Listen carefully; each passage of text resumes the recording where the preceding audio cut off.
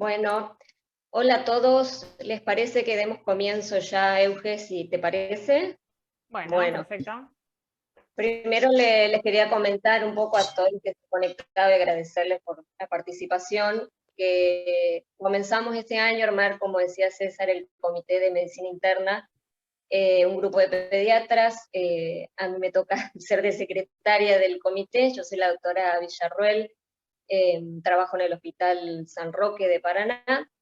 Y dentro de los que participamos en el comité está el doctor César, que estaba ahí hablando recién y que va a estar encargado de modular un poco las preguntas y el cierre de esta charla, que él trabaja en el Hospital de Victoria. Está el doctor Gonzalo Mentasti, que es el actual jefe de residentes de pediatría, la doctora Luján Cabrera, que trabaja en el Hospital San José de Diamante, y también están otras colegas, la doctora Betiana Rubinich, Josefina Verdura, Vanina Todone, que son residentes de cuarto año, y el doctor Pablo Dulce, pediatra del Hospital acá San Roque también.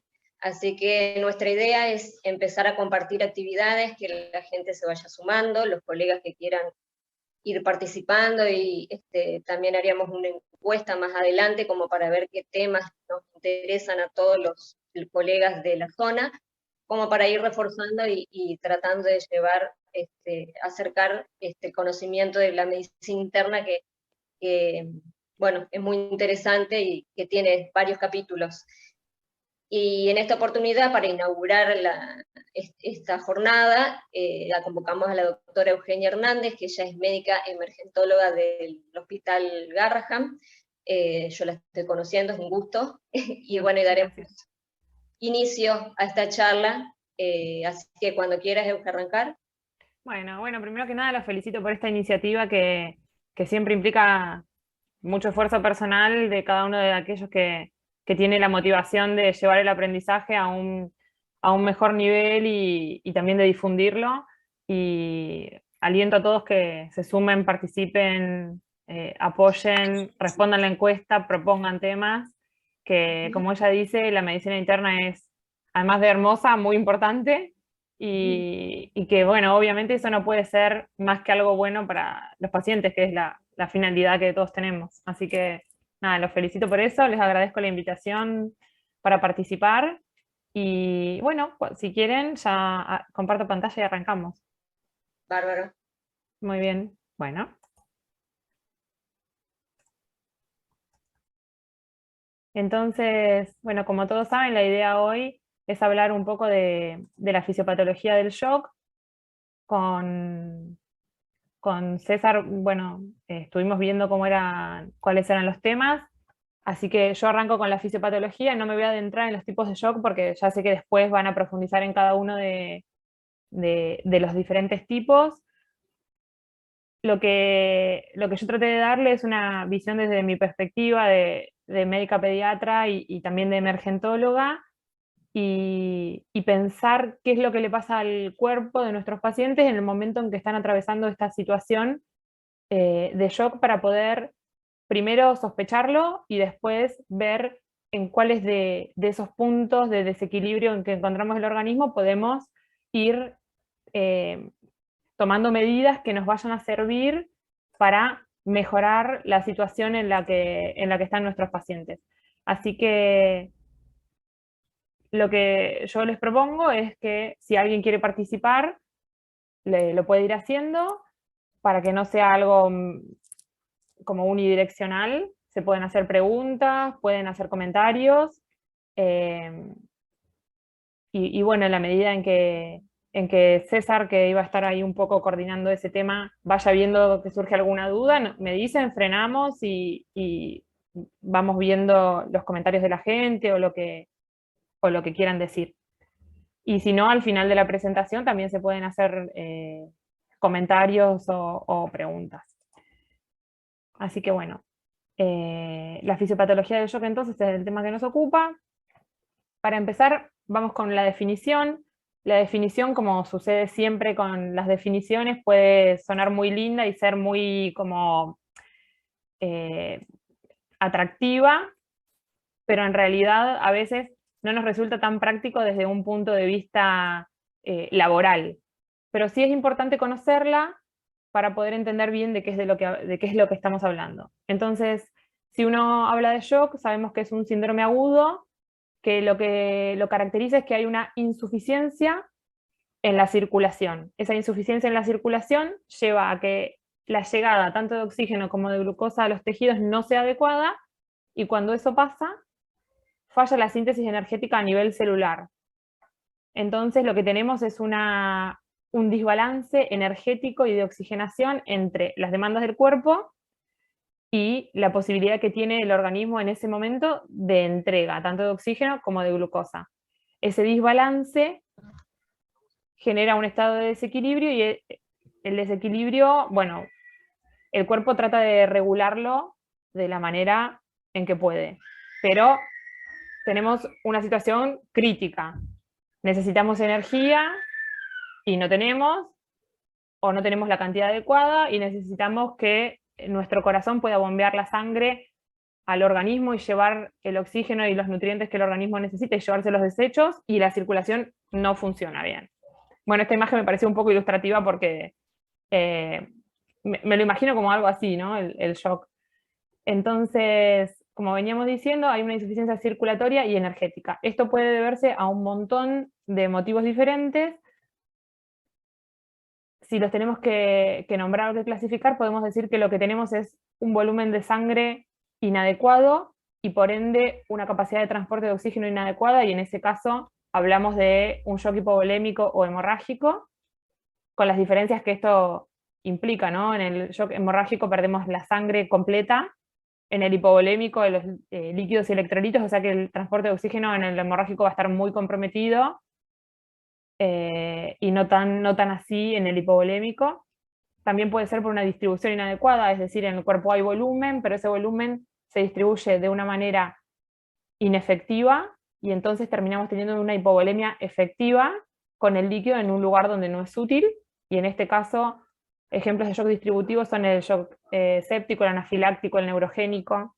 También puede tener que ver con la función de la bomba, que el corazón no se logre contraer adecuadamente, entonces ese corazón que no se logra contraer no puede mandar el volumen sanguíneo necesario a los tejidos que lo requieren, o puede deberse a una obstrucción al flujo de salida, que esto es más raro, es mucho más infrecuente que ese sea el origen del shock. Cuando tenemos esa situación de falla circulatoria y energética, ¿qué le pasa a nuestro cuerpo a nivel microscópico, a nivel celular? Las células no logran producir energía de manera óptima. Normalmente las mitocondrias usan la vía aeróbica para sintetizar el ATP, que es la fuente de energía del organismo.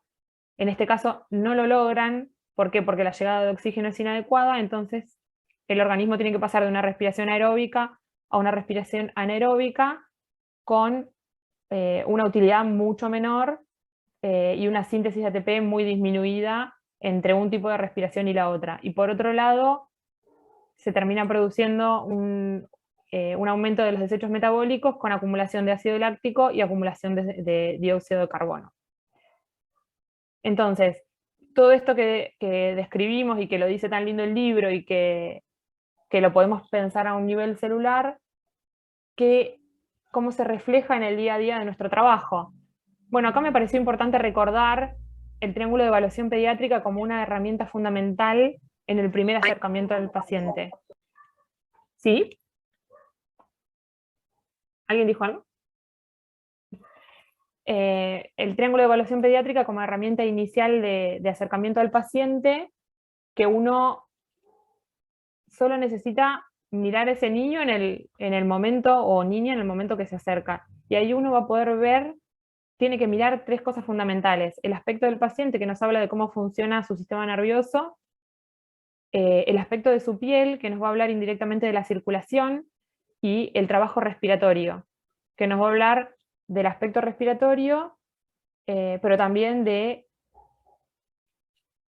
alteraciones tanto de la circulación como del sistema nervioso que llevan a consecuencias a nivel del aspecto respiratorio. Entonces, nosotros podemos tener ningún lado alterado y estamos frente a un niño que está estable y que puede esperar su atención sin problemas, o podemos tener uno o más lados del triángulo alterado. En el caso en el que hablamos de shock, lo primero que se va a alterar es la circulación, y en ese caso vamos a ver un paciente que puede estar pálido, que puede estar reticulado, que puede tener un relleno capilar prolongado o demasiado rápido. Y si solo tenemos ese lado del triángulo alterado, vamos a estar frente a un paciente en el que sospechamos inicialmente un shock compensado, sin importar la etiología de ese shock.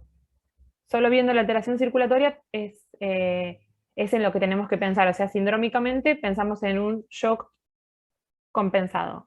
Si además de afectarse la circulación, se afecta el aspecto, la apariencia de nuestro paciente, eso ya nos tiene que hacer pensar que esa alteración circulatoria es de tal magnitud que está alterando el flujo sanguíneo cerebral, y por eso el paciente puede tener irritabilidad, somnolencia, puede estar letárgico, puede tener en los bebés chiquitos un llanto no consolable. Entonces, en este caso vamos a pensar en un shock descompensado. Y si esas alteraciones se perpetúan, van a generar impacto a nivel respiratorio, que inicialmente lo podemos ver como un aumento del trabajo, como un esfuerzo compensatorio para mejorar el estado de acidosis en el que podría estar ese paciente dentro del cuadro de shock, y que de perpetuarse puede derivar en un compromiso severo de la función respiratoria, llevando al paciente a una situación de preparo o de paro. Entonces, este cuadrito que digamos, nos habla de la alteración de cada uno de los lados, también nos habla de dónde tenemos que pensar o de qué tipo de patología tenemos que pensar. Y yo acá les remarqué los que nombramos recién, que son el shock compensado y el descompensado, que son los que, bueno, nos ocupan en el día de hoy. Pero me parece muy importante esto de el primer acercamiento con el paciente, estar uno alerta a estas situaciones, porque, como decíamos antes, el shock hipovolémico es el más frecuente dentro de la edad pediátrica, y una patología muy común como es la gastroenteritis lo puede producir. La deshidratación por diferentes causas lo pueden producir. Entonces uno tiene que estar atento a eso, alerta, con un alto índice de sospecha. Acá yo les traje algunos videos para ver alteraciones de la perfusión, que son niños que obviamente tienen su triángulo de evaluación pediátrica alterado. No sabía bien de qué años eran los residentes que iban a estar, entonces tampoco sabía si habían tenido mucha experiencia con pacientes, así que me pareció importante poder ilustrarlo.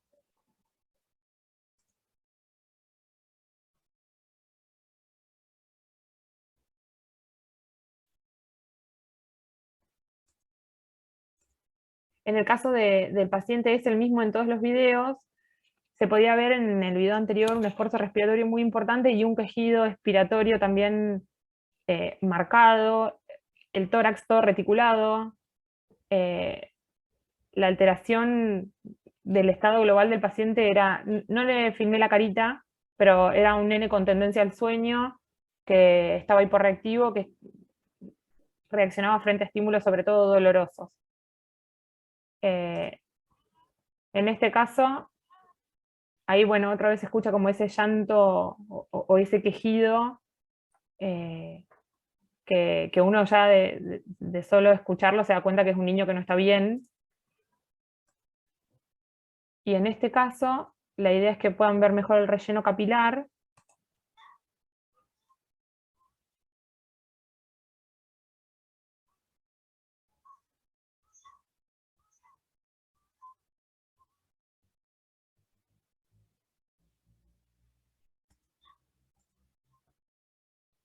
Este nene es un bebito chiquito de 2 meses que tenía un shock descompensado de origen cardiovascular, de origen cardiogénico, con de base un Wolff-Parkinson-White y con una taquicardia supraventricular, que llegó en ese estado al hospital.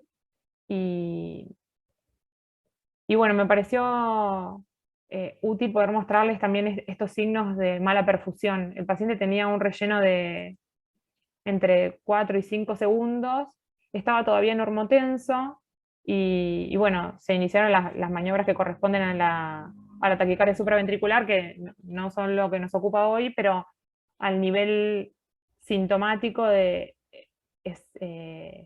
muy ilustrativo el compromiso que tenía hemodinámico el paciente. Entonces, otro concepto importante que yo les quería, digamos, compartir, es que estamos hablando de una patología tiempo dependiente. Entonces, acá se pone en juego este concepto de la hora de oro y la importancia del reconocimiento temprano. Por eso contar con una herramienta de triage que implica, en el primer punto del triage, evaluar el triángulo de evaluación pediátrica, nos permite optimizar esa hora de oro y después dar un tratamiento precoz y adecuado con metas a las que apuntamos para ver la resolución clínica del cuadro de nuestro paciente. Es algo indispensable. Tenemos que tener un alto índice de sospecha y enseguida ante el cuadro de shock tomar medidas. Ahora volviendo a la fisiopatología, cuando hay una situación de desequilibrio en esta entrega de oxígeno y en esta entrega o síntesis energética a nivel celular, el cuerpo intenta compensar esas alteraciones y para eso va a intentar mejorar la llegada de oxígeno a los tejidos de diferentes formas. Ahora vamos a adentrarnos en cada una. Lo que sucede es que si esto no se logra, o si los motivos por los cuales el shock se estableció no son resueltos, los mecanismos compensadores se terminan agotando. Cuando esto sucede, pasamos de un estado de un shock compensado a un shock descompensado, que a nivel celular se correlaciona con un daño celular irreversible y un fenómeno de apoptosis celular. Y a nivel clínico esto se manifiesta como un fallo multiorgánico y, en la medida en que se perpetúa, el colapso cardiovascular. Dentro de los mecanismos compensadores que se ponen en juego, lo primero que aparece siempre es el aumento de la frecuencia cardíaca. Otro de los mecanismos es la redistribución sanguínea por el aumento de resistencias vasculares periféricas, que tienen como finalidad favorecer la llegada de sangre a los órganos vitales, y es por eso que clínicamente uno ve, por ejemplo, las alteraciones a nivel cutáneo de la circulación, porque el cuerpo está priorizando que esa sangre llegue al cerebro y llegue al corazón. Entonces el paciente va a estar frío, va a tener los pulsos débiles, el relleno prolongado, va a estar oligúrico, porque nuestro organismo está priorizando que la energía llegue a los órganos vitales. Y otro mecanismo importante también es el aumento de la contractilidad y del tono venoso. ¿Para qué es todo esto? Para lograr mejorar el delivery de oxígeno. El delivery de oxígeno depende de varios factores, entre ellos el contenido arterial de oxígeno, que está dado por la concentración de hemoglobina y a su vez por el porcentaje de hemoglobina saturada. Depende también del gasto cardíaco y depende de cómo es que se distribuye la sangre hacia los tejidos. Para poder entender un poco mejor todo esto, que es como un punto clave dentro de la fisiopatología del shock, armé este cuadrito para poder pensar las diferentes variables. Entonces, si tuviésemos que definir el gasto cardíaco, diríamos que es el volumen de sangre que circula en el organismo por unidad de tiempo. La unidad de tiempo que usamos es la del minuto, pero porque la frecuencia cardíaca la contamos de esa manera, y entonces los determinantes del gasto cardíaco van a estar dados por el volumen sistólico, que es el volumen de sangre que eyecta el corazón en cada sístole, y la cantidad de veces que pasa eso por minuto, es decir, por la frecuencia cardíaca. Acá hay algunos factores importantes para nombrar de ambas cosas. La contractilidad del corazón se rige por una ley que es la ley de Frank-Starling, que lo que nos dice es que la miofibrilla del corazón mejora su contractilidad en la medida en que mejora la distensibilidad hasta un punto determinado. A partir de ese punto, la contractilidad empeora. Entonces, la posibilidad que tiene el corazón de mejorar el volumen sistólico tiene un límite, es decir, es agotable. Hasta un cierto punto va a lograr una mejor contractilidad y pasado ese punto la contractilidad va a disminuir y por lo tanto, más llenado no va a implicar mejor volumen sistólico. O sea que es un factor de compensación limitado. Por otro lado, justamente el volumen sistólico en la edad pediátrica y sobre todo en los lactantes no es tan flexible. En cuanto a la frecuencia cardíaca, bueno, con los chicos pasa lo mismo, la frecuencia cardíaca basal en un niño es alta, o sea que lograr un aumento considerable o duplicar la frecuencia cardíaca no es tan fácil para un niño pequeño como puede ser para un adolescente o para un adulto. Y por otro lado, el aumento importante y sostenido de la frecuencia cardíaca va algo en detrimento también del volumen sistólico. ¿Por qué? Porque mientras más alta es la frecuencia cardíaca, más corto va a ser el tiempo de llenado ventricular. Y a su vez, en el tiempo en que el ventrículo se llena, también es el momento en que se perfunde. O sea que si tiene poco tiempo de llenado y poco tiempo de perfusión, un miocardio que está muy demandado y que está sometido a un proceso inflamatorio generalizado, ese miocardio va a aumentar el consumo de oxígeno. O sea que en algún punto hay como un circuito en el que el cuerpo intenta compensar las necesidades el corazón, perdón, intenta compensar las necesidades metabólicas del organismo, pero a su vez aumenta las necesidades metabólicas propias. Y bueno, es un círculo que es difícil, digamos, de cortar, o que probablemente no se corte solo sin una intervención terapéutica adecuada. Por otro lado, el volumen sistólico está determinado por la precarga, que es el volumen sanguíneo que existe dentro del ventrículo al final de la diástole. Está también determinado por la contractilidad, que es la fuerza con la que contrae el ventrículo, y por la poscarga, que es la fuerza a la cual el ventrículo debe enfrentarse para lograr la eyección de esa sangre que tiene contenida. Como vemos, todos estos son factores sobre los que en el momento de llevar a cabo las estrategias terapéuticas podemos actuar. Para mejorar la precarga uno puede utilizar fluidos, perdón. Para mejorar la precarga uno puede utilizar fluidos, para mejorar la contractilidad y para mejorar la poscarga podemos usar drogas sinotrópicas y vasoactivas, o sea que tenemos bastantes puntos en los que podemos trabajar para ayudar al organismo a mejorar la entrega de oxígeno a los tejidos. En cuanto al contenido de oxígeno arterial, también lo podemos mejorar con una medida muy sencilla, que es colocando una máscara con reservorio desde que detectamos la situación de shock y durante todo el tiempo que dura la reanimación, y eso va a mejorar el contenido arterial de oxígeno. Y en aquellos pacientes que están cursando cuadros de anemia, se puede optimizar a través de la transfusión de glóbulos rojos. El gasto cardíaco, si uno lo quisiera medir, lo puede hacer por medio de mediciones invasivas. No lo usamos en la emergencia porque no trabajamos con pacientes con vías centrales, pero si uno lo quisiera, esto ya más algo a nivel teórico, la tensión arterial media, la diferencia en realidad entre la presión arterial media y la presión venosa central, que es la presión de perfusión relacionada con las resistencias vasculares periféricas, nos permite estimar el gasto cardíaco. La realidad es que en el área de emergencias no ponemos vías centrales porque eso demanda un tiempo considerable y estamos frente a un paciente que, como decíamos, tenemos una hora de oro en la que tenemos que lograr intervenciones adecuadas y efectivas para sacar al paciente de esa situación de shock. O sea que no es algo con lo que trabajamos en el día a día. ¿Hasta acá alguien quiere hacer alguna pregunta?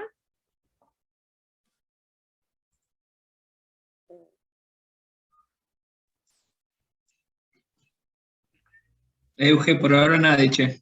Muy bien. Seguimos nomás. Sigamos.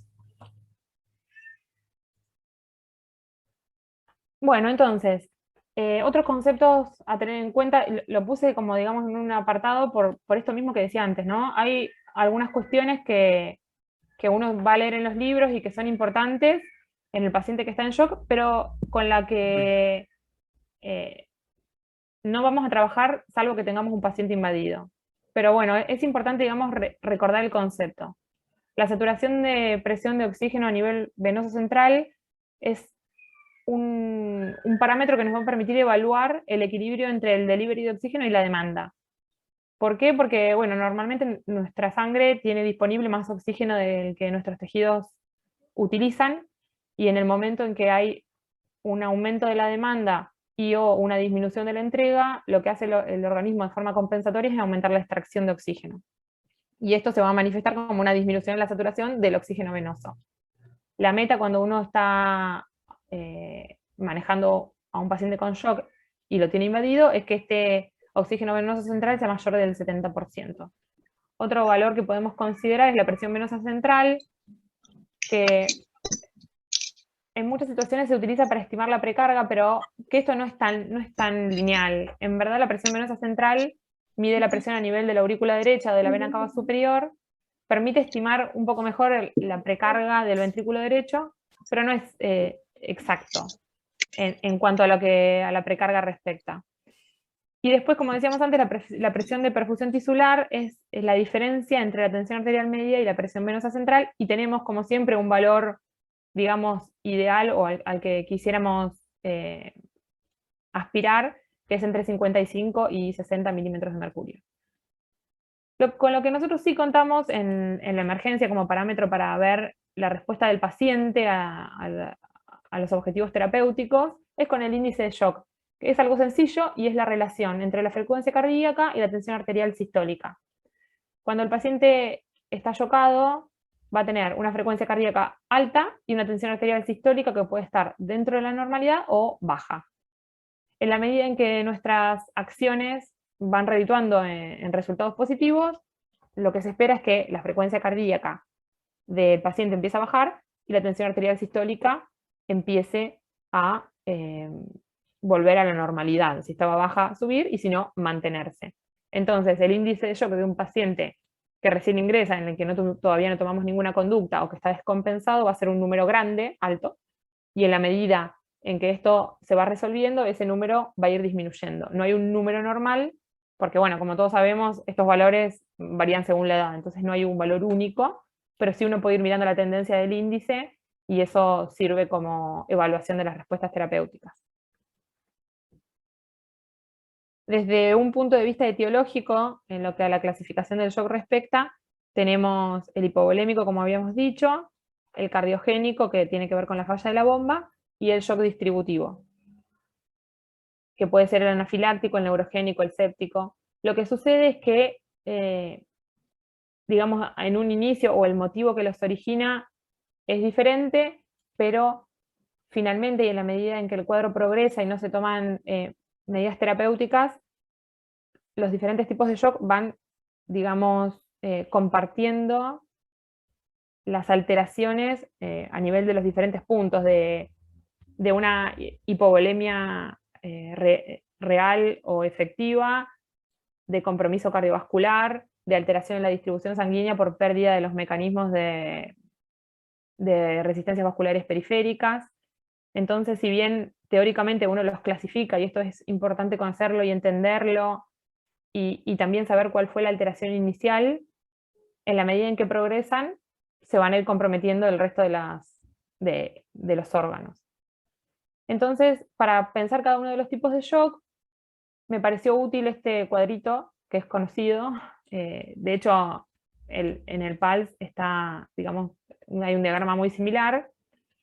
En rojo está el punto inicial de la alteración. En el shock hipovolémico, lo primero que se altera es la precarga, sea por pérdida de agua y electrolitos o sea por pérdida de sangre, como en el shock hemorrágico. Entonces, inicialmente lo que el organismo va a hacer es aumentar las resistencias vasculares periféricas, aumentar la frecuencia cardíaca, mejorar la contractilidad. Cuando aumentan las resistencias vasculares periféricas, eso va a determinar un aumento de la poscarga.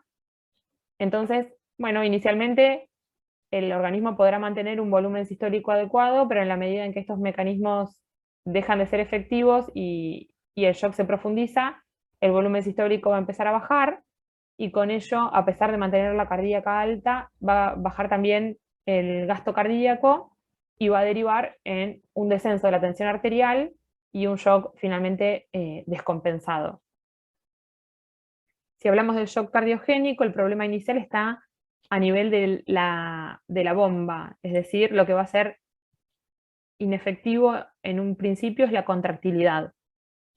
Ante esa situación de la contractilidad disminuida, baja el volumen sistólico y como mecanismos compensatorios se produce el aumento de las resistencias vasculares periféricas y el aumento de la frecuencia cardíaca, que en el caso particular del shock cardiogénico, y a diferencia de lo que sucede en el shock hipovolémico, en lugar de ser efectivo como mecanismo compensatorio, va en detrimento de la mejora. ¿Por qué? Porque ese aumento de resistencias vasculares periféricas va a producir un aumento de la poscarga. Ese aumento de la poscarga va a generar una resistencia mayor a la eyección del volumen que está dentro del ventrículo en el momento de la contracción. Y por otro lado, el aumento de la frecuencia cardíaca genera un aumento de la demanda metabólica de ese miocardio. Entonces, en un corazón que ya está dañado, generar un esfuerzo mayor perpetúa el daño. O sea que en este caso el mecanismo compensatorio es ese, pero no es tan efectivo y va a cursar con un gasto cardíaco disminuido y una tensión arterial que en inicio puede estar normal, pero que va a tender a bajar. Y en este caso la precarga es variable. En el shock distributivo, específicamente en el séptico, el problema inicial es que tenemos un proceso infeccioso con liberación de toxinas y con liberación de interleuquinas y de diferentes factores inflamatorios que van a llevar a una alteración de las resistencias vasculares periféricas. Esto hace que, por un lado, la poscarga sea variable, por el otro lado, que estas resistencias vasculares periféricas disminuidas, que también se acompañan de venodilatación, generan un descenso de la precarga, o sea que el volumen sistólico baja. Como compensación, para tratar de mantener el gasto cardíaco, aumenta la frecuencia cardíaca, pudiendo en algún momento compensar un buen volumen minuto, pero que finalmente va a caer, o en algunos casos ese volumen minuto puede estar alto, y en ese caso estamos ante un shock de alto gasto o hiperdinámico. Clínicamente estos pacientes van a ser diferentes. Aquellos que tienen resistencias vasculares periféricas aumentadas, los vamos a ver fríos, los vamos a ver pálidos, el pulso va a estar filiforme, el pulso periférico filiforme o ausente, y en el caso de los pacientes que tengan resistencias vasculares periféricas muy disminuidas, lo que vamos a tener es un paciente más bien rubicundo, con un relleno flash, en donde inmediatamente uno libera la presión que hace sobre el pulpejo del dedo, inmediatamente se vuelve a poner rojo, y un pulso ante un paciente en esta condición sospechosamente fácil de encontrar. Entonces, no nos tenemos que confundir eso con que los pulsos sean buenos. Contrariamente, esto es preocupante, y estamos ante un cuadro, en ese caso, de shock séptico hiperdinámico. Estas dos formas de shock séptico pueden alternar en un mismo paciente, no necesariamente una es primero y la otra después, y la clínica puede ir variando. Es más frecuente el shock de bajo gasto, pero ambos pueden estar presentes o pueden sucederse. En el shock de bajo gasto, la tensión arterial va a intentar primero mantenerse estable y después va a bajar, y en el que tiene las resistencias vasculares periféricas disminuidas, lo que vamos a tener como marcador a nivel de la tensión arterial es una presión diferencial amplia.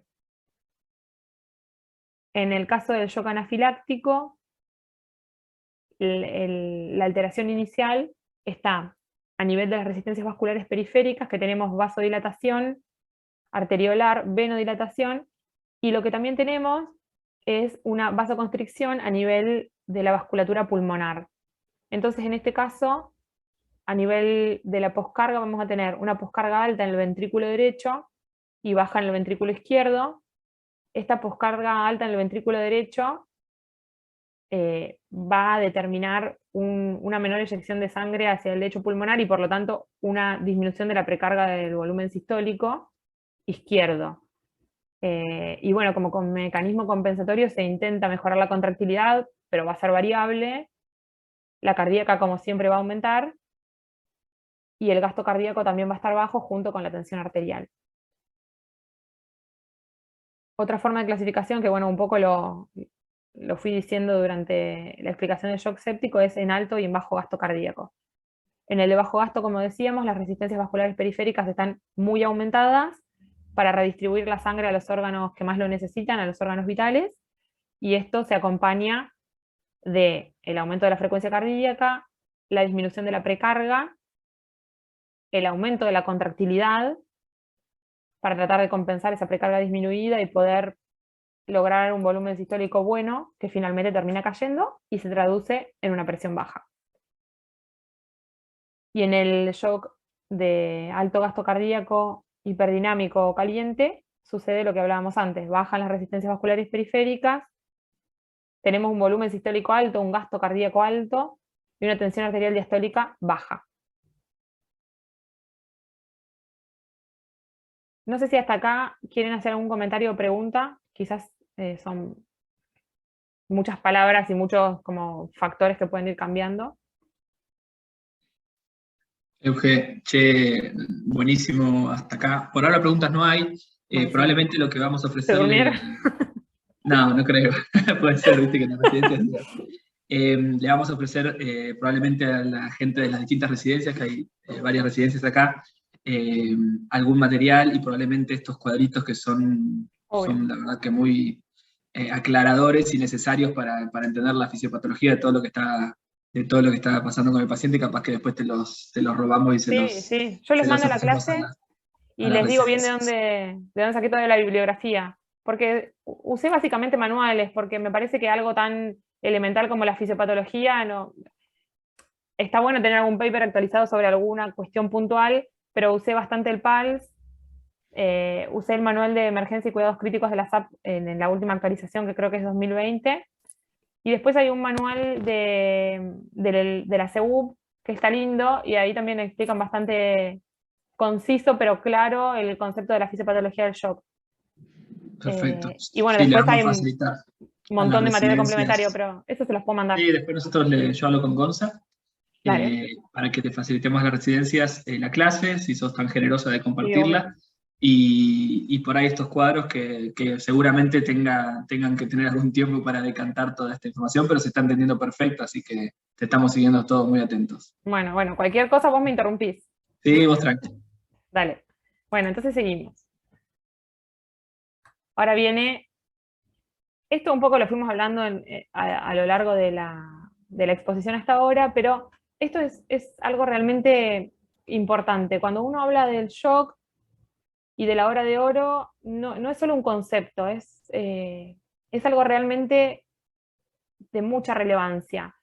El paciente va a mantener su organismo compensado mientras los mecanismos que puso en juego sean útiles, y esto puede durar horas. Es decir, cuando a nosotros nos llega el paciente en un shock compensado, no sabemos cuánto tiempo hace que está en esa situación, podemos obtener datos sobre lo que nos diga la familia y uno lo puede pensar o estimar, pero no tenemos que perder de vista que esos mecanismos se van a agotar en algún momento. Y una vez que los mecanismos se agotan, el shock descompensado es muy difícil de revertir, y si ese shock descompensado no logramos revertirlo, pasa a una fase irreversible que termina en la falla multiorgánica y en la muerte del paciente. Entonces, no por ser alarmista, pero realmente el concepto de la hora de oro es algo muy importante, que sobre todo para los residentes me parece que lo tienen que tomar y recordar y poner en práctica siempre. Y bueno, nosotros ahí en el showroom, en el hospital, tenemos un cronómetro y lo usamos. Y uno dice, oh, vas a usar el cronómetro, vas a ser tan estricto. Y la verdad es que sirve para dos cosas. Sirve para tratar de ir con los tiempos adecuados y realmente que la hora sea una hora y que no perdamos tiempo en cosas que no son tan relevantes, y que hagamos una adecuada división de tareas para poder darle al paciente lo que necesita en ese lapso de tiempo. Y por otro lado también para ver cómo estamos trabajando, porque quizás uno cree que se maneja con los tiempos adecuados y después cuando mira, en verdad no. Y uno está pensando en tantas cosas cuando el paciente tiene este grado de criticidad, que quizás se olvida a qué hora empezó, con los tratamientos, o a qué hora ingresó el paciente, o cuánto tardó en colocar la vía. Entonces, poder tener un punto de referencia temporal es importante para cumplir las metas, que realmente va a cambiar la evolución de la enfermedad y la calidad de vida de ese paciente. Así que esto se los recomiendo. El cronómetro del celu, un reloj que tengan, pero realmente tener en cuenta el tiempo es algo clave. Entonces, dentro del shock compensado hay una respuesta humoral.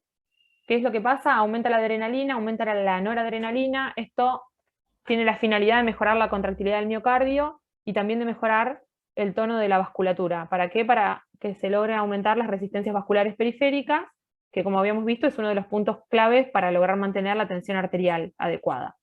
Por otro lado, en la situación de estrés que está el organismo, aumenta la liberación de corticoides, que esto lleva a un aumento de la glucemia, que es la fuente principal de energía de nuestro cerebro, y también algo de retención de agua y sodio. Y por la situación de hipoperfusión renal, se activa el eje renina-angiotensina-aldosterona, y por la tendencia a la hipotensión hay liberación del péptido natriurético atrial, que ambos tienen como finalidad retener agua y sodio, que persiguen como finalidad lograr una volemia efectiva. Entonces, todos estos mecanismos se ponen en juego mientras el shock está compensado. Como decíamos, son agotables. ¿Y qué es lo que sucede? Que cuando el shock se descompensa, la vía final común de ese proceso inflamatorio que aqueja al organismo es la liberación de un montón de sustancias, entre ellas los radicales libres que generan daño del endotelio, diferentes factores humorales como la interleuquina 1 y 6, el factor de necrosis vascular, de necrosis tumoral, que generan alteración microvascular, y esta alteración microvascular particularmente produce disfunción miocárdica, y se produce una situación de capilaritis. En esa situación de capilaritis, el lecho capilar se dilata y se pierde líquido al intersticio. Entonces esto perpetúa la hipovolemia que estábamos teniendo, es decir, empeora aún más la situación que el organismo estaba tratando de poder controlar. Todo esto, a su vez, esta situación de inflamación, de daño endotelial, de activación de las cascadas inflamatorias, de agregación plaquetaria, genera un daño en la microvasculatura que altera también la llegada de sangre a los diferentes tejidos y con ello la disponibilidad de oxígeno que tiene. Entonces, hay una espiral de daño que ya es muy difícil de frenar. Y esto se termina manifestando a nivel clínico con el descenso de la tensión arterial y la falla multiorgánica, que lo vamos a poder ver, como decíamos antes, en un paciente que ya está oligoanúrico, que su cerebro no va a estar funcionando bien, por eso su apariencia va a estar alterada, y cuando hacemos exámenes complementarios vamos a ver el impacto en los diferentes órganos. Clínicamente, un poco lo que veníamos diciendo, la palidez, la taquicardia, la polipnea son bastante precoces en la clínica de shock, y a medida que progresa se van agregando los signos de compromiso en el resto de los órganos, hasta que la afectación es global y la tensión arterial es baja. Y cuando uno encuentra un paciente shockado con la tensión arterial baja, ya estamos ante una situación de extrema gravedad. En cuanto al diagnóstico del shock, el shock se diagnostica de forma clínica. Y acá, de vuelta, los quiero llevar a recordar el triángulo de evaluación pediátrica como herramienta inicial y de sospecha para poder tomar medidas precoces y adecuadas, y manejarnos siempre con el ABC para poder instaurar el tratamiento que corresponde en el momento que corresponde. Optimizar la A, optimizar la B, optimizar la C, en ese orden que es como va a ser más útil para sacar al paciente de la situación crítica en la que está. Después siempre es útil, los exámenes complementarios son útiles y nos van a orientar hacia el motivo del shock si no lo tenemos claro, y por otro lado nos va a hablar también del impacto que tiene sobre los diferentes órganos y de las consecuencias que eso trajo, como por ejemplo alteraciones hidroelectrolíticas. Así es que tener un hemograma, tener un estado ácido base ampliado, una función renal, saber qué calcio tiene el paciente, qué glucemia tiene. Bueno, eso es importante y ante un paciente con esta criticidad, en la medida en que es posible, uno va a tomar hemocultivos y va a ir, digamos, haciendo análisis secuenciales en la medida en que fue tomando conductas para corregir alteraciones que había encontrado. Pero nada de todo esto hace al diagnóstico de shock. El diagnóstico de shock es clínico y el proceder es inmediatamente al diagnóstico y el resto viene después. Por supuesto que es muy importante porque si hay alteraciones electrolíticas, alteraciones a nivel de la hemoglobina, de las funciones de órganos, lo tenemos que saber porque eso va a influir en las estrategias terapéuticas, en las dosis de los fármacos que usemos, pero no es una herramienta diagnóstica de shock. Y después, ya pasando a algo global acerca del tratamiento, las metas del tratamiento en realidad es llevar al cuerpo al estado de normalidad. Esto que suena tan fácil decirlo, no es tan sencillo conseguirlo, pero ese es nuestro objetivo. Normalización de las constantes vitales, descenso del índice de shock, normalización del relleno capilar, lograr la diuresis positiva, mejorar el sensorio y corregir la causa que originó el shock. Esas son las metas. ¿Cómo hacemos todo esto? Bueno, tenemos objetivos diferenciales en los objetivos terapéuticos del shock. El primero es optimizar el contenido de oxígeno, restaurar el volumen efectivo y la perfusión tisular es fundamental porque recordemos el concepto inicial era la insuficiencia circulatoria y el desbalance energético. Entonces, para corregir eso, necesitamos mejorar la perfusión tisular, que le llegue buena cantidad de flujo a esos tejidos con una buena cantidad de oxígeno. Y por otro lado, para mejorar el desbalance que existe entre la oferta y la demanda de oxígeno, tenemos que reducir la demanda dentro de lo posible. Corregir los trastornos metabólicos y optimizar la contractilidad miocárdica y la tensión arterial. Desglosando brevemente cada uno de estos, porque esto sí lo van a ver en profundidad en cada tipo de shock, con las particularidades que corresponde. En cuanto al oxígeno, vamos a mejorar el aporte y reducir la demanda. Como habíamos dicho antes, ni bien llega el paciente, uno pone el monitor, busca una vía, y en simultáneo, todo esto sucede en simultáneo, le pone una máscara con reservorio. No importa cuánto satura, el paciente siempre requiere de un aporte de oxígeno al 100% para mejorar el delivery de oxígeno a los tejidos. Y por otro lado, tenemos que reducir la demanda. Hay algunas cosas que son fáciles de hacer, como tratar la fiebre, tratar el dolor. La ansiedad no es tan fácil de tratar, sobre todo cuando todos estamos encima de ese niño o niña que no entiende lo que pasa, se siente mal y tiene miedo, pero en la medida en que sea posible, contamos con un montón de estrategias de analgesia no farmacológicas que básicamente tienen que ver con la cercanía de la persona de referencia, que generalmente es el papá o la mamá. Y bueno, eso uno a veces se olvida porque está muy abocado a conseguir la vía, darle el líquido, darle el antibiótico si lo necesita, pero es bueno que el familiar se mantenga al lado. Generalmente no entorpece el trabajo nuestro y le brinda confort y disminuye la ansiedad y con eso la demanda de oxígeno, así que es muy importante. Y después también podemos disminuir el trabajo respiratorio. En este caso ya entran en juego otras cuestiones como si vamos o no a necesitar invadir esa vía aérea, y en el caso en que decidamos hacerlo, siempre antes de invadir la vía aérea es importante que tengamos mejorado dentro de lo posible la hemodinamia. O sea, tenemos que garantizar una precarga efectiva y tenemos que evaluar la necesidad de inotrópicos. ¿Por qué hacemos esto? Porque la verdad es que intubar a un paciente es una situación de estrés muy importante. Entonces el organismo tiene que poder responder a esa situación. Así que, bueno, eso es algo también a tener en cuenta. Uno siempre va a ir ofreciendo los tratamientos y siempre va a ir también viendo esta balanza del riesgo y el beneficio de cuánto lo voy a ayudar y ante qué riesgos me encuentro o a qué riesgos someto a ese paciente. Y en ese balance es que vamos a ir tomando las conductas terapéuticas, reevaluando al paciente y decidiendo en función de esa reevaluación una nueva conducta. Y es un círculo que no se termina nunca de evaluar, intervenir, y reevaluar y ver si funcionó o no funcionó la medida, y así hasta que el paciente logre estar en la mejor condición posible. Idealmente salir del shock, y si esto no es posible, ya nos tenemos que poner a bueno, ya no, desde antes uno está trabajando en conjunto con la terapia intensiva, ¿no?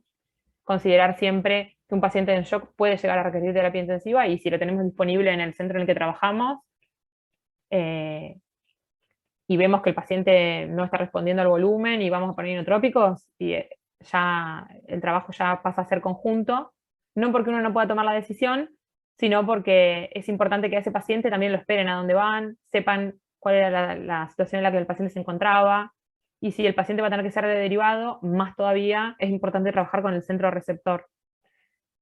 Después, en cuanto a los fluidos, nos van a permitir mejorar la precarga y mejorar el volumen efectivo circulante. Usamos cristaloides, se pueden usar solución fisiológica, o se puede usar cristaloides balanceados, que tienen la ventaja de que no generan tanta acidosis metabólica por desplazamiento, como sucede con la solución de cloruro de sodio.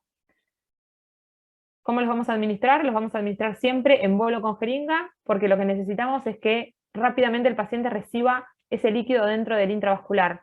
En la medida en que el tiempo pasa, el líquido, por toda la situación inflamatoria que tienen los vasos sanguíneos, va a tender a pasar hacia el intersticio. Entonces necesitamos que esto sea rápido para lograr mejorar la volemia efectiva y que los órganos se reperfundan adecuadamente. El tiempo que se suele recomendar es entre 10 y 20 minutos, y el volumen es entre 10 y 20 mililitros por kilo, y generalmente uno habla de hasta 60 mililitros por kilo en 3 bolos de 20 mililitros por kilo cada uno. Algo realmente importante es chequear si aparecen o no signos de sobrecarga. ¿Por qué? Porque, como decíamos antes, el shock empieza por un lugar, pero en la medida en que se perpetúa, los demás órganos se terminan afectando. Entonces, un shock que quizás inicialmente era solo hipovolémico, puede tener un corazón que ya esté inflamado, que ya esté con algún tipo de daño, y que no pueda manejar bien la sobrecarga de líquido. Entonces, tenemos que estar muy alertas a esto. Los signos de sobrecarga van a ser el aumento del tamaño del hígado, es decir, la hepatomegalia, la aparición de rales crepitantes, y también un signo temprano es la tos. Un paciente que no tenía tos y que empieza a toser en el medio de la expansión nos tiene que hacer pensar que está teniendo edema de pulmón, por más que todavía no lo podamos escuchar. Entonces tenemos que estar alertas de eso, la aparición del tercer ruido, ¿sí? No es un signo de sobrecarga los edemas periféricos. Un paciente que está recibiendo líquido y que tiene edema de partes blandas, pero todo el resto de los signos de sobrecarga no los tiene, no tiene indicación de suspender la administración de fluidos. En ese paciente hay que seguir, y ese edema uno podría decir que es casi estético, no le va a generar un impacto a nivel de la funcionalidad de los órganos. Y otra cosa importante a tener en cuenta es que no hay que expandir agresivamente a pacientes que tienen cardiopatías, a pacientes que tienen desnutrición severa, a pacientes con anemia severa. Yo acá no lo puse, pero pacientes que creemos que pueden tener un miocardio que no funciona bien, como por ejemplo los pacientes que han recibido quimioterápicos antraciclínicos, también tienen riesgo de tener una disfunción miocárdica. Entonces, en ese caso, lo que vamos a hacer es administrar, en vez de 20, 10 mililitros y en un tiempo más prolongado. Y vamos a estar más alertas todavía a la aparición de signos de sobrecarga. Después, como decíamos antes, las alteraciones metabólicas son fundamentales y hay que corregirlas siempre. Ni bien uno las detecta, las tiene que corregir.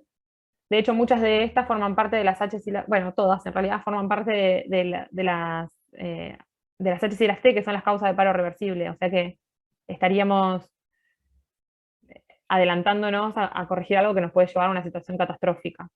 El calcio, además, es fundamental para la contractilidad miocárdica, y bueno, todos sabemos las alteraciones que puede producir el potasio del ritmo cardíaco, cómo impacta la acidosis metabólica a nivel de la perfusión cerebral, bueno, y obviamente la hipoglucemia, lo deleteria que es si uno no la corrige. Así que, ni bien lo detectamos, tenemos que implementar la estrategia terapéutica que corresponde y chequear que ese tratamiento haya sido adecuado y suficiente, porque puede ser adecuado pero no ser suficiente y entonces sea necesario una segunda corrección para esa misma alteración. Y finalmente, en cuanto a la contractilidad y la tensión arterial, las alteraciones mantenidas después de que aseguramos la precarga, es decir, le dimos los bolos de líquido, el paciente los resistió bien, no tuvo signos de sobrecarga, pero ya pasamos entre 40 y 60 mililitros por kilo y el paciente sigue teniendo signos de shock, es decir, no mejoró sus signos vitales, no mejoró la perfusión, no tuvo diuresis, los pulsos siguen siendo, estando ausentes o siendo filiformes, o puede tener pulsos saltones. En ese caso, uno tiene que entender que está ante un shock que no responde a fluidos. Cuando eso sucede, tenemos que usar drogas vasoactivas e inotrópicas. ¿Para qué? Para mejorar la contractilidad, para mejorar las resistencias vasculares periféricas y de esa forma optimizar el gasto cardíaco, que nos va a permitir una correcta llegada de sangre a los diferentes tejidos y con la sangre el oxígeno y la energía que el organismo necesita. Entonces, como conclusiones y como me permito hacer recomendaciones, muy importante es el reconocimiento temprano, tratar de forma precoz y adecuada el shock guiándonos por metas, e identificar los mecanismos fisiopatológicos que dieron origen al shock nos va a permitir tomar conductas puntuales para resolver ese problema que dio inicio al shock. Si uno no resuelve el motivo por el cual el shock se desencadenó, difícilmente pueda sacar al paciente de esa situación. Entonces es muy importante recordar todas las relaciones fisiopatológicas que hay a nivel de los aspectos circulatorios que nos van a permitir ver en qué punto actuar para que nuestro paciente pueda salir de la situación en la que está. Bueno, y hasta acá es mi aporte. Bueno, Euge, muchas gracias. Yo me voy a presentar de nuevo por si acaso, hubo gente que se sumó después. Yo soy César Santos, el pediatra y emergentólogo, ex compañero de Eugenia Hernández del Garrahan, y ahora viviendo y trabajando en Victoria Entre Ríos, en el Hospital Salaberry. Es un placer para nosotros desde el Comité de Medicina Interna de la filial del Río Paraná y empezar con esta actividad y tenerla a Eugenia dándonos esta clase, así que te agradezco de nuevo, Euge.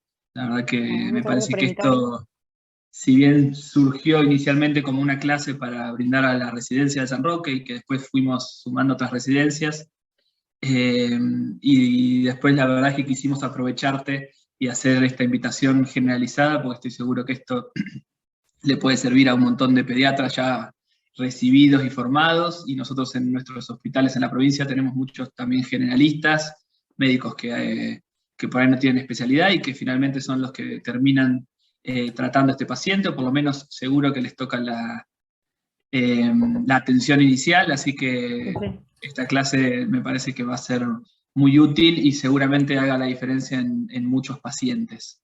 Yo me anoté algunas cositas, ahí hay una pregunta que ahora ya te la cuento, pero bueno, de todo esto que contaste me parece que es interesante, que es un ejercicio difícil. Nosotros estamos acostumbrados siempre a pensar y leer el nombre de una patología, y una vez que alguien nos dice la patología, estudiar diagnóstico, tratamiento, etiología, etcétera, etcétera. Entonces pensar en síndromes siempre es un desafío, pero cuanto menos tiempo tenemos, cuanto más grave está el paciente, tenemos que agarrarnos de esas anclas que es el síndrome, y esa ancla, como bien nombraste vos, que puede ser el triángulo de evaluación pediátrica, y desde el primer contacto con el paciente estar siempre evaluando y pensando, bueno, ¿qué tiene este paciente desde lo sindrómico? Para empezar a corregir rápidamente lo que puedo corregir, hasta que yo pueda acercarme con la clínica, con la evolución del paciente y con los estudios disponibles a algo más parecido a un diagnóstico de enfermedad,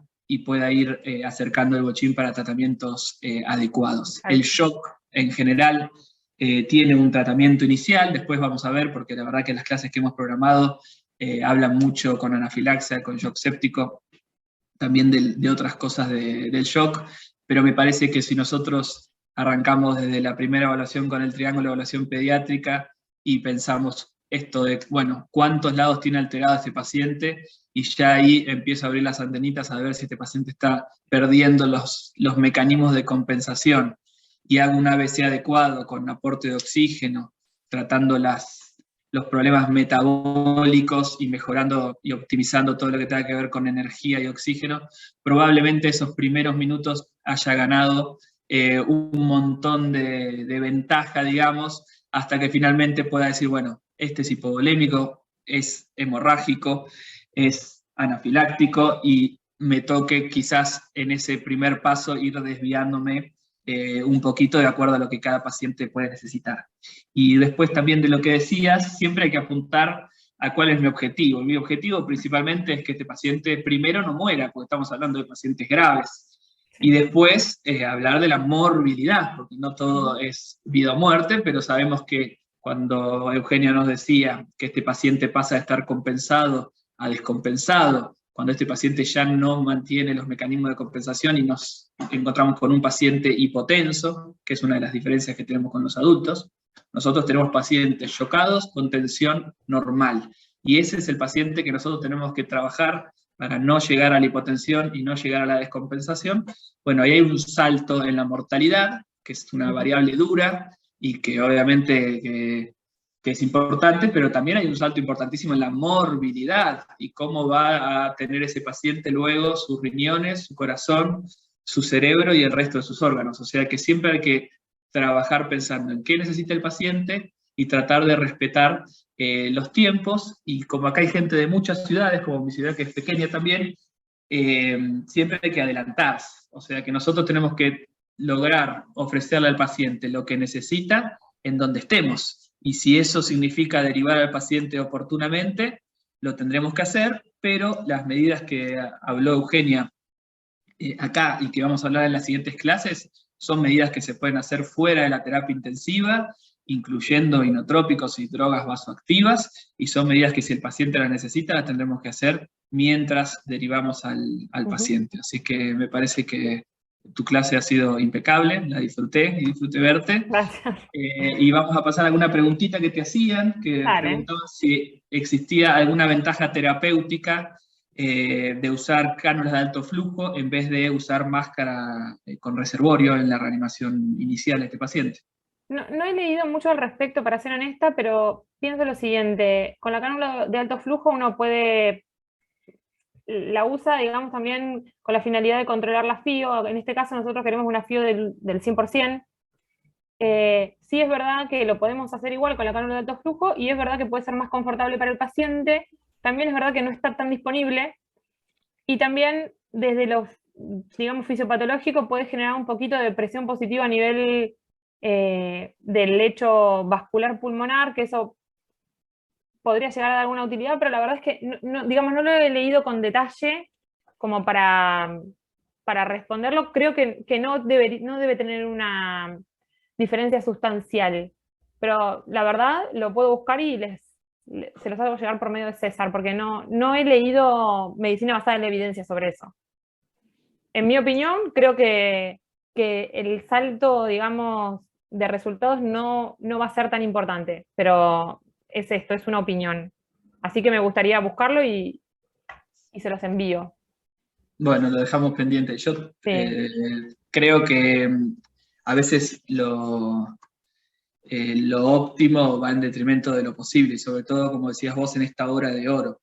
Obviamente que después cada uno puede organizar el servicio, y si vos tenés en la cabecera de la cama algo para hacer cánula de alto flujo y tener los materiales, porque la cánula de alto flujo es un dispositivo que no se coloca en un segundo, lleva un tiempo de colocar, por lo cual probablemente, además de lo fisiopatológico, que por ahí la mayoría de los pacientes con shock no tendrían por qué necesitar, sobre todo los pediátricos, ¿no? Sí. No tendrían por qué necesitar presión positiva, además de que la cánula de alto flujo, la gran discusión es que no se sabe si nos brinda algo de presión positiva.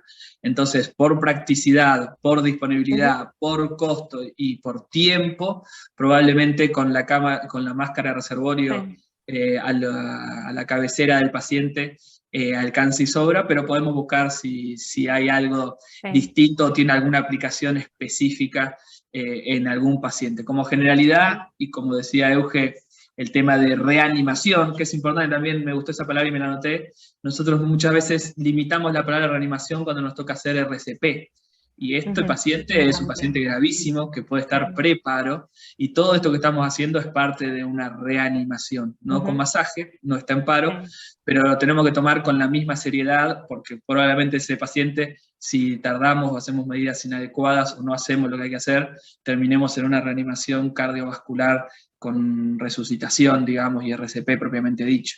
Así que lo buscamos, no es una linda pregunta para buscar. La clase que viene trataremos de responderlo, pero ojo con los tiempos. Vos el oxígeno lo ponés mientras buscás la vía, tardás un segundo por una máscara de reservorio, y ese paciente está empezando a corregir su alteración de la oferta de oxígeno. Podría aplicarse, que ahora nos dice Federico, que es un colega de acá de Victoria, le mandamos un saludo, hablando puntualmente un paciente que es la causa de su shock, sea una causa respiratoria, una neumonía, un IRAP. En ese paciente, llegado el caso que lleguemos a la etiología y veamos que parte de sus problemas son una neumonía, y no solo tiene un compromiso cardiocirculatorio estricto, sino que además tiene un compromiso de alguna alteración BQ o alguna alteración obstructiva de su vía aérea, probablemente en ese paciente uno pueda discutirlo de acuerdo a los protocolos que también maneje en su hospital. No en todos los lados hacen cánula de alto flujo en las bronquiolitis o en las neumonías. Así que lo dejamos como asterisco para la clase que viene, pero una pregunta interesante. Yo recalco esto que dice César, la practicidad en la hora de oro es fundamental. Entonces, es un poco más engorroso, no es realmente, no lo describiría como difícil, y una vez que uno lo empieza a hacer y lo sistematiza, lo hace relativamente rápido, pero estamos hablando de 1 hora y es un procedimiento que si uno lo hace rápido, quizás armar el aparato te lleva entre 5 y 10 minutos. Y digo, bueno, no sé si estamos creo que no estamos en situación de invertir ese tiempo en eso, pero obviamente si uno, a través de la medicina basada en la evidencia, encontrara una evidencia muy fuerte para el uso, lo tendría que considerar y ponerlo en práctica más rápido o tenerlo preparado, pero digo, en principio iría por la máscara con reservorio y sería simplista.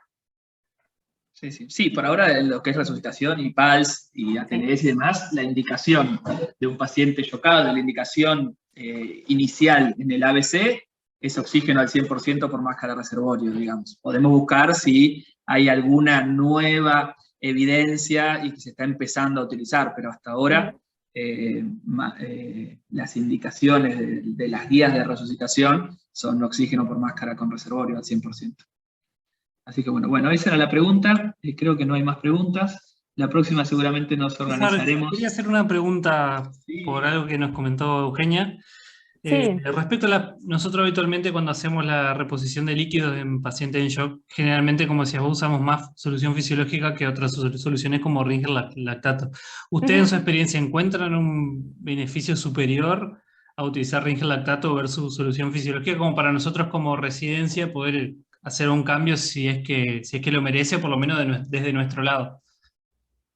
Estamos en un proceso de transición. Nosotros hasta hace poco usábamos siempre también solución fisiológica, y bueno, lo que con más frecuencia encontramos es esto que yo les comentaba de la acidosis metabólica, que tiene que ver con el alto aporte de cloro que genera el desplazamiento del bicarbonato, y en las soluciones balanceadas eso no sucede, o no sucede con tan marcadamente, entonces permite mantener un pH más estable. En la experiencia personal eso lo encuentro positivo, no sé si al punto de decirte que deberíamos dejar de usar solución fisiológica y usar solo líquidos balanceados. Es algo que son estudios que están en curso y que por ahora no hay ninguna evidencia que diga no usemos solución fisiológica. No sé si César, vos querés aportar algo respecto de esto, pero... Sí, mira, ahí quizás, similar al huracán de alto flujo, como dice Euge, hay algunos estudios que están en curso con algún grado de evidencia, y si uno se pone a ver otras patologías, o por ejemplo un shock hemorrágico en trauma y demás, ya empiezan en trauma, ya la indicación es utilizar algún otro tipo de soluciones por procesos que se ponen en marcha en la hemorragia y demás.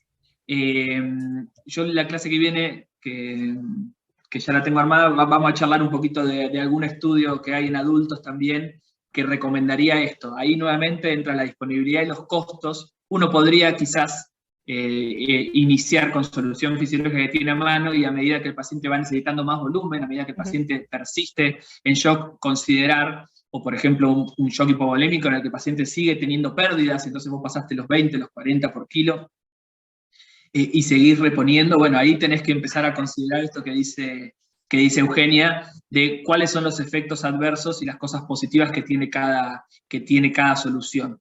Como expansor inicial parecieran ser parecidos, por lo menos la evidencia que hay hasta ahora. Lo efecto que vos querés lograr, que es aumentar rápidamente la volemia, para con eso mejorar el gasto cardíaco, hasta que este líquido, eventualmente por la capilaritis y toda la inflamación, termine en un tercer espacio, pareciera tener iguales resultados o resultados similares, pero después aparece esto, que un paciente que se empieza a poner acidótico, que ya tiene acidosis láctica, porque obviamente que estaba trabajando en un proceso anaerobio, cuando vos le sumás la acidosis hiperclorémica, esa acidosis empieza a hacer también que el corazón no funcione bien, que los riñones no funcionen bien, o sea, se empieza a hacer un paciente más complejo en el que se podría considerar, si lo tenés a mano, es más caro, ¿no? Si lo tenés a mano, utilizado, ¿no? Entonces, se puede utilizar, está en discusión, como dice Euge, en algunos tipos de shock o en algunas patologías ya ha cambiado la indicación y se intenta, así como en la hemorragia, vos expandís, pero después tenés que expandir con glóbulos rojos, o sea, después no sirve solamente el líquido, y ahí hay alguna diferencia de esta charla general. Y si quieren lo mismo, porque yo ya lo tengo, hay un estudio relativamente reciente que compara esto mismo y hace una recomendación dentro de lo que son las guías de shock séptico, que va a ser la clase que vemos. Esto del líquido está en continuo análisis. De hecho, Eugenia da una recomendación general. Nosotros sabemos que, por ejemplo, en sepsis, el líquido se está tratando de no ser tan agresivo y quizás pasar un poco antes a la etapa de inotrópicos. Pero eso por ahí lo vamos a tener que discutir seguramente clase a clase. Creo que el concepto es respetar los tiempos, hacer un diagnóstico casi desde el triage de este paciente está grave y necesito empezar a corregir las alteraciones, aunque no entienda bien exacto qué le está pasando, no perder tiempo con cosas que no son útiles, y después lo que dijo Euge. Una vez que yo tengo algún diagnóstico, podré ir para la adrenalina en anafilaxia, podré ir para inotrópicos, tendré que pensar todos estos cuadros que ella dijo, este necesita vasoconstricción, o la vasoconstricción, como tiene un shock cardiogénico, le está complicando la vida por ese aumento de la poscarga. Eso ya más adelante. Las medidas iniciales son las mismas que es el ABC, bajar el gasto, bajar la fiebre, tratar de que se calme y tenerlo confortable, y lo del reloj, que nosotros no lo hacemos, es una buena práctica. Tenemos un reloj ahí que lo miramos y tratamos de que la enfermera lo anote, pero quizás alguna alarma que cada 15 minutos te permita, o cada 20, que más o menos es el tiempo que nos ponemos en esa hora de oro, que te diga, ojo que ya pasaron 20 minutos y no hiciste ni volumen, y ya estás por llegar a la hora, y en un shock séptico no hiciste antibiótico. Me parece que es algo accesible y que nos puede estimular a cumplir las guías, ¿no? En la clase que viene vamos a charlar un poco de tratamiento guiado por guías, pero la idea es que toda la gente que está viendo esta charla, todo esto que dijo Euge, lo repase y lo lleve a su lugar de trabajo, y que vea qué estamos haciendo en nuestro lugar de trabajo, y pensar qué podemos hacer, aunque sea una cosa sonsa, pero que te lleves de acá para decir, bueno, yo voy con la máscara con reservorio, no le pongo la cánula porque satura 100%, el tipo está chocado, yo no sé qué está pasando a nivel celular, optimizo lo que puedo optimizar, y después habrá tiempo para desescalar si al paciente le sobra oxígeno o lo que sea. Y un poco la vida del emergentólogo es no saber bien qué es lo que tiene finalmente el paciente.